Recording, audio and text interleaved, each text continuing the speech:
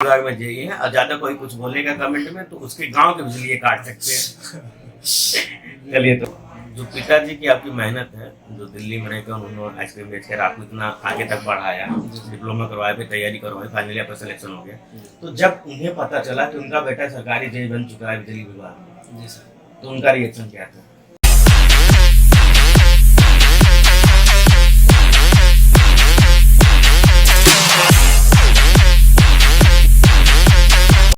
Hi guys, welcome to my YouTube channel engineer Gupta official YouTube channel पे आपका स्वागत है। जैसा कि आपको पता है, इसमें यूपीपीसीएल जेई के सिलेक्टेड इंटरव्यू की सीरीज चल रही है। तो उसी बीच में आज हमारे साथ मौजूद हैं इंजीनियर संतोष निषाद जी, जिनका हाल ही में सिलेक्शन यूपीपीसीएल डिपार्टमेंट में एज ए जेई के रूप में हुआ है। तो बहुत बहुत बधाई हो संतोष जी आपको। धन्यवाद सर। और सबसे पहले हम आपके बारे में थोड़ा बहुत जानना चाहेंगे कि आप कहाँ से बिलोंग करते हैं, बेसिक एजुकेशन आपकी कहाँ जी, मेरा नाम संतोष निषाद है और मैं सुल्तानपुर डिस्ट्रिक्ट से बिलोंग करता हूँ। और मैंने जो डिप्लोमा किया था वो छत्रपति साहूजी महाराज गवर्नमेंट पॉलिटेक्निक अम्बेडकर नगर से किया है और मैं 2019 का पास आउट हूँ। तो डिप्लोमा पास करने के बाद आपने तैयारी कहाँ से शुरू की और कब आपने ये तैयारियाँ स्टार्ट की?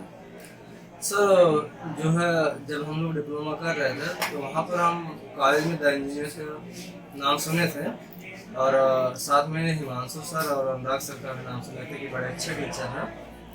तो वहीं से जब हम लोग पास आउट हुए तो आके यहाँ पे डेमो में लिए तो अच्छा लगा, फिर हम लोग यहाँ पे एडमिशन लिए। जैसे हम लोग उम्मीद कर रहे थे वैसे हमें यहाँ पर क्लासेस मिली। जैसा कि आप अभी यूपीपीसीएल में सिलेक्टेड हैं, तो जो बच्चे अभी यूपीपीसीएल की तैयारी कर रहे हैं, तो मेजर सब्जेक्ट क्या होते हैं जो तैयारी के लिए बहुत इंपॉर्टेंट होंगे यूपीपीसीएल के लिए? जी बिल्कुल। जो है देखिए, जो सब्जेक्ट्स हैं उसमें जो बेसिक वाला पार्ट होता है वो बहुत ही इम्पोर्टेंट होता है। वहाँ से हमारा बेस तैयार होता है कि हमें आगे किस तरह से पढ़ना है। बेसिक से हमको जो है हर सब्जेक्ट में हेल्प मिलती है। चाहे जो भी सब्जेक्ट देखेंगे और कुछ भी वहाँ पे हमें कुछ भी जो भी क्वेश्चन करने होते हैं या कोई और टॉपिक होता है तो वो उस सब एक दूसरे से रिलेटेड होते हैं और हमको बेसिक से ही सबसे ज़्यादा हेल्प मिलती है। तो पहली चीज़ तो बेसिक हो जाती है, उसके बाद मशीन्स हो जाती है, मशीन सब्जेक्ट भी हमारी होती है और इसके बाद जो है पावर सिस्टम होता है जो कि अनुराग सर पढ़ाते हैं, बहुत ही अच्छा नॉलेज है इनके पास। तो इसके बाद पावर सिस्टम हो जाएगा आपका और फिर नए नए जो सब्जेक्ट्स जुड़े हैं जैसे आपका मैटलैब हो गया, स्काडा हो गया, पीएलसी हो गई। अब तो यहाँ पे अभी क्लासेस चल रही हैं, सर लोग खुद पढ़ा रहे हैं, तो काफ़ी अच्छा रिस्पांस मिलेगा आप लोगों को यहाँ से। तो हम तो यहाँ से खुद पढ़े हुए हैं, हमको यहाँ से जो भी चीज़ें मिली हैं बेस्ट चीज़ें मिली हैं। जो नोट्स यहाँ पे बनवाई जाती हैं उससे बाहर आपको कुछ भी नहीं मिलेगा। चलिए, अगर आपने अभी बताया कि नोट्स यहाँ बनवाई जाती हैं, तो अगर कोई लड़का नोट्स बनाता है, क्योंकि कोचिंग में अगर कोई लड़का पढ़ रहा है तो सभी एक तरह के नोट्स तो बनाते नहीं, लिखते वही चीजें लेकिन नोट्स बनाने का तरीका अलग होता है। तो बेस्ट तरीका जो हो नोट्स बनाने का जिससे हम रिकॉल करके रिवीजन कर सकें, वो आप बताइए कि नोट्स किस प्रकार बनाने चाहिए, किस बातों का ध्यान रखना चाहिए? देखिए, पहली बात तो जो सर लोग नोट्स बनवाते हैं आप उन्हीं के अकॉर्डिंग आप अगर नोट्स बनाएंगे तो एक तो वो सबसे बेस्ट तरीका है वो आपका नोट्स बनाने का। आप अगर इधर उधर भटकेंगे तो उसमें आपका नुकसान ही होगा, उससे आपको फायदा नहीं होगा। सबसे बेहतर यही रहता है कि जो सर जो बताएं जिस हिसाब से बताएं नोट्स बनवाएं, आप लोग उसी हिसाब से नोट्स बनवाएंगे। उसके बाद जो हाँ एक चीज़ और, जो शॉर्ट नोट्स हम लोग बनाते हैं वो खुद से बनाते हैं, वो आप पे डिपेंड करता है कि आप कितने अच्छे तरीके से बना सकते हैं। तो उसमें क्या होता है कि सबसे पहले आप लोग अपने जो नोट्स बनवाए जाएंगे आप उसका अच्छे से रिवीजन करिए और उसके बाद आप ये चीज़ें सर्च करिए कि हमको क्या चीज़ें नहीं आ रही हैं। तो उसके बाद जो भी चीज़ें नहीं आती आप उसको उसी वही चीज़ें आप शॉर्ट नोट्स में लिखिए, फिर शॉर्ट नोट्स रिवाइज करिए। तो फिर से आपको जो आपके अंदर जो कमियाँ लग रही हैं, जो आपको लग रहा है कि नहीं आती हैं, फिर से आप उसका शॉर्ट नोट्स बनाइए। तो इससे धीरे धीरे क्या होगा, आपके शॉर्ट नोट्स छोटी होती चली जाएंगी और लगभग चीज़ें तैयार हो जाती हैं उससे। टेक्निकल के साथ साथ नॉन टेक्निकल की भी स्टडी हमें करनी पड़ती है, जी बिल्कुल। जो कि हम डिप्लोमा में बिल्कुल पढ़े नहीं होते हैं। तो नॉन टेक्निकल की तैयारी आपने कैसे की, कहाँ से की? सर जो हमारे यहाँ पर दिवाकर सर हैं, one of the best teacher हैं नॉन टेक के लिए।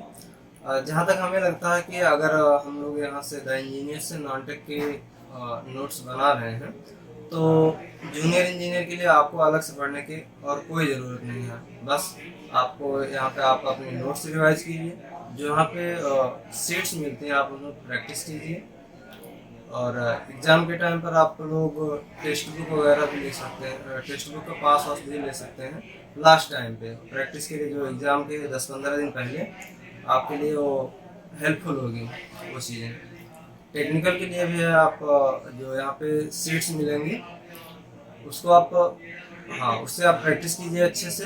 फिर जो एग्ज़ाम का टाइम जब आप आ जाए 1 महीना या 20 दिन पहले से, आप लोग ये टेक्स्ट बुक से पास वास लेके आप वहाँ से प्रैक्टिस करेंगे तो बहुत ही हेल्पफुल आपको होगा। जैसे आप बता रहे हैं कि टेक्स्ट बुक का पास लेकर वहाँ टेस्ट सीरीज दीजिए, टेस्ट वगैरह दीजिए ऑनलाइन, तो उसमें कितना स्कोर आता था आपका, और फाइनल जो स्कोर आया वो ज़्यादा आता था या कम आया आपका फाइनल में? नहीं, जैसे टेक्स्ट बुक पर जब आप देंगे ना तो चीज़ें वहाँ पे सरल तो होती हैं, लेकिन जो बेसिक चीज़ें होती हैं जो हम फ्रिक्वेंटली जो गलतियाँ करते हैं वहाँ से आपके दूर हो जाएंगे। और जब मैं देता था तो जो कट ऑफ होती थी उससे 20 नंबर 25 नंबर ज़्यादा ही हमेशा रहता था। तो उसी के हिसाब से अब एग्ज़ाम और टेक्स्ट बुक में काफ़ी डिफरेंस होता है, लेकिन आपको बहुत ही फ़ायदा उससे होगा। सब्जेक्ट रिवीजन सबसे ज़्यादा इम्पोर्टेंट होता है जी। स्टूडेंट सोचते तो हैं हम ये सब्जेक्ट रिवीजन कर लेंगे, लेकिन हो नहीं पाता। तो वो आपने कैसे मैनेज किया इन चीज़ों को? देखिए सर, मैं तो पहले जो जनरली जब पहली बार नोट्स बनाए हैं तो नोट्स रिवीजन करता था, फिर प्रैक्टिस करता था। अपने जो डीपीपी मिलती थी यहाँ से, सीट्स मिलती थी, वहाँ से जब लगता था कि मुझे ये चीज़ें नहीं आ रही तो उसको जाके मैं जो है स्पेशली तैयार करता था कि हमें पहले ये वाला टॉपिक तैयार, जो मुझे नहीं आ रहा पहले वो टॉपिक तैयार कर लेते हैं, फिर आगे बढ़ता था। एक बार में कोचिंगों में 300-400 एडमिशन होते हैं, तो क्या फ़र्क होता है जो लड़का सेलेक्ट होता है, जो लड़के नहीं सेलेक्ट होते हैं, उनमें बेसिक डिफरेंस क्या होता है? जी देखिए, अगर पहली चीज़ तो आप लोगों का टारगेट होना चाहिए मुझे करना क्या है। लोग आते हैं यहाँ पर जूनियर इंजीनियर करके, उसके बाद जो है तमाम एग्ज़ाम की तैयारी करने लगते हैं। पहली चीज़ तो आप लोगों को डायरेक्टेड रहिए, इधर उधर भटकिए मत। जे की बहुत ही वैकेंसी आती हैं, अगर आप लोग डायरेक्टेड रहेंगे तो ज़रूर सिलेक्शन होगा। अगर इधर उधर भटकेंगे तब उससे आपको दिक्कतें होंगी। इनका सिलेक्शन नहीं होता, वो अधिकतर लोग जो है कि कई एग्जामों में फंस जाते हैं, नॉन टेक की भी तैयारी करने लगते हैं और टेक्निकल की भी तैयारी करने लगते हैं। इस समय काफ़ी क्रेज भी चल रहा है, लेखपाल का है, इसके बाद वीडियो का एग्जाम आने वाला है। तो अगर आपको जेई बनना है तो एक तय कर लीजिए, एकदम डेडिकेशन आपका होना चाहिए, जेई ही बनना है। तो ये सोच के आप आइएगा, बीच में यूपीपी, यूपीएसआई और लेखपाल चल रहा है, जो भी चल रहा है उसमें वो ना करिए, कि तैयारी में फोकस रहिए, सर का कहना है जी।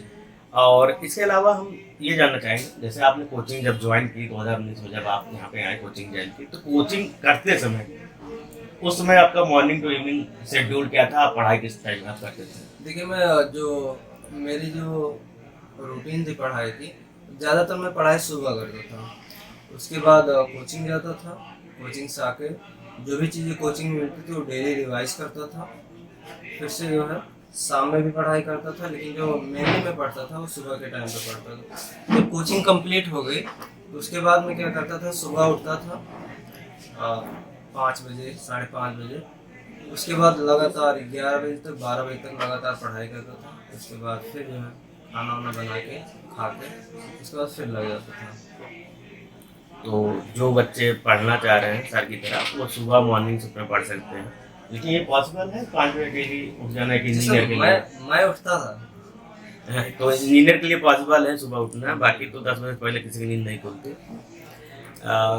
इसके अलावा तैयारी के लिए जैसे टीचर का सपोर्ट तो मिलता ही है, कोचिंग में माहौल मिलता ही है, एक फैमिली सपोर्ट भी चाहिए था। तो हम थोड़ा फैमिली बैकग्राउंड एंड सपोर्ट के बारे में जानना चाहेंगे कि उन्होंने आपको ज़्यादा सपोर्ट किया?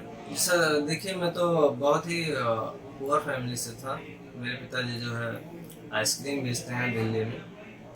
तो सबसे ज़्यादा अगर कोई सपोर्ट करता था तो मेरे पिताजी, मेरी माँ और मेरे बड़े भाई, तीनों लोग हैं। काफ़ी अच्छा सपोर्ट उन लोगों का रहा। जब भी मैं डिमोटिवेट होता था तो लोग मुझे मोटिवेट करते थे कि सब कुछ धीरे धीरे चलता रहेगा, आप अपनी पढ़ाई मत रोकिए, कंटिन्यू रखिए। साथ उसी सबका जो है ये रिजल्ट है कि आज मेरा सिलेक्शन हो गया।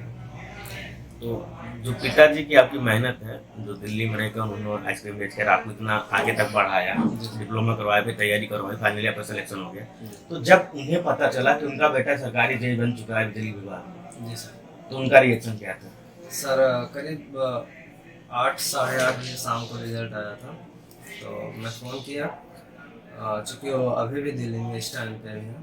तो यहाँ पे जब रिजल्ट आया तो फ़ोन किया तो शायद आवाज़ सही से नहीं जा रही थी, तो डांट के बोले क्या बात है।